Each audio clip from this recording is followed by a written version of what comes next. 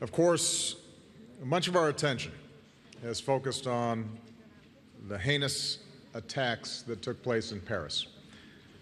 Across the world, in the United States, American flags are at half-staff in solidarity with our French allies. We're working closely with our French partners as they pursue their investigations and track down suspects.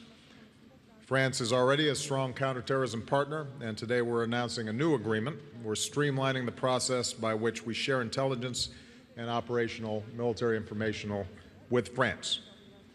This will allow our personnel to pass threat information, including on ISIL, to our French partners even more quickly and more often, because we need to be doing everything we can to protect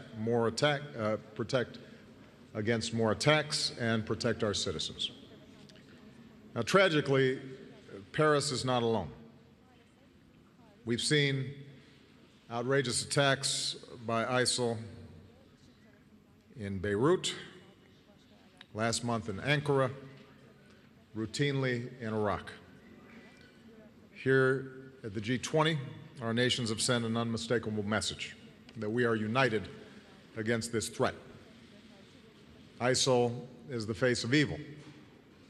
Our goal, as I've said many times, is to degrade and ultimately destroy this barbaric terrorist organization.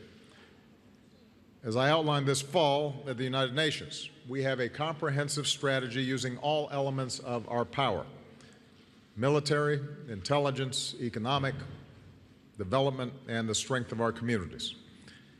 We have always understood that this would be a long-term campaign. There will be setbacks and there will be successes. The terrible events in Paris were obviously a terrible and sickening setback. Even as we grieve with our French friends, however, we can't lose sight that there has been progress being made. On the military front, our coalition is intensifying our airstrikes, more than 8,000 to date. We're taking out ISIL leaders, commanders, their killers. We've seen that when we have an effective partner on the ground, ISIL can and is pushed back.